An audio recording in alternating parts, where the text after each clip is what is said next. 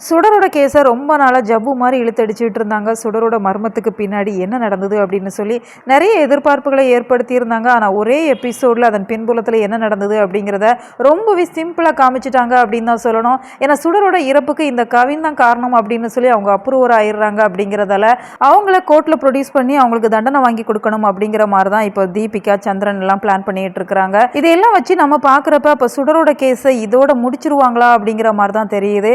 ஏன்னா கவினை கண்டுபிடிச்சிட்டாங்க அப்படின்னு சொன்னால் சுடரோட இறப்புக்கு பின்புலத்தில் என்ன இருக்குது அப்படிங்கிறத ரொம்பவே சூப்பராக கண்டுபிடிச்சிடலாம் அப்படிங்கிற மாதிரி தான் விஜய், மல்லி, தீபன் எல்லாருமே பிளான் பண்ணாங்க. அதுபடி தான் இப்போ கவினையுமே மடக்கி பிடிச்சிடுறாங்க இந்த சந்திரன் அப்படிங்கிற இன்ஸ்பெக்டர். அவங்கள பிடிச்சி அடின்னு அடித்து பார்க்குறாங்க. ஸ்டார்டிங்கில் உண்மையை மறுக்க தான் செய்கிறாங்க. ஆனால் அடிக்கு பயந்து எல்லா விஷயத்தையுமே சொல்லிடுறாங்க. ஏன்னா சுடரை நான் ரொம்பவே நம்பினேன், அவங்க மேலே ரொம்ப பாசம் வச்சுருந்தேன். கதிரீசன் கொடுத்த அந்த 50 லட்ச ரூபாய் பணம் இருந்தது, நம்ம 2 பேருமே ஷேர் பண்ணிக்கலாம்க்கா அப்படிங்கிற மாதிரி அவங்க கிட்ட கேட்டேன். ஆனால் அவங்க அதை ஒத்துக்கலை. அப்படிங்கிறதால எனக்கு அவங்க மேலே ரொம்ப கோவம் வந்துச்சு. அதனால் கையில் இருக்கிற கத்தியை வச்சு நான் தான் குத்தினேன் அப்படிங்கிற மாதிரி சொல்கிறாங்க. அவ்வளோ பாசமாக இருக்கிற ஒரு அக்காவை நீ ஏன்டா கொலை பண்ண அப்படிங்கிற மாதிரி தான் அந்த இன்ஸ்பெக்டர் கேட்குறப்ப, நம்ம ஒருத்தங்க மேலே அவ்வளோ அன்பு வச்சுருப்போம், நம்பிக்கை வச்சுருப்போம், அவங்க நம்மளை ஏமாற்றிட்டாங்க அப்படிங்கிறப்ப அதை நம்மளால் தாங்கிக்கவே முடியாது, அதனால தான் குத்தினேன் அப்படிங்கிற மாதிரி சொல்கிறாங்க.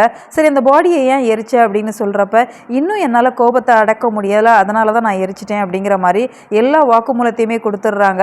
அதனால் இப்போ கவின் தான் உண்மையான குற்றவாளி அப்படிங்கிறதுல இது நிரூபணம் ஆகிருது. அப்படிங்கிறதால இனிமே மல்லி மேலே எந்த ஒரு பழியும் வராது. ஸோ விஜய், மல்லி 2 பேருமே சேஃப்டி சோனுக்குள்ளே வந்துட்டாங்க அப்படின்னு தான் சொல்லணும். இப்போ தீபிகாவுமே இதன் பின்புலத்தில் இருந்தாங்க, கவினை கண்டுபிடிக்கிறதுக்கு அவங்க தான் உதவியாக இருந்தாங்க அப்படின்னு சொல்லி கமிஷனர் கிட்ட இப்போ சந்திரன் இன்ஸ்பெக்டர் சொல்லிடுறாங்க. அப்படிங்கிறதால தீபிகாவோட எஃபர்ட்ஸ்க்குமே பாராட்டு கொடுக்குறாங்க. அதனால் அவங்களோட சஸ்பென்ஷனை திரும்ப பெற்றுறாங்க. அப்படிங்கிறதுல நாளையில இருந்து தீபிகா இன்ஸ்பெக்டராக பதவியேற்க போகிறாங்க.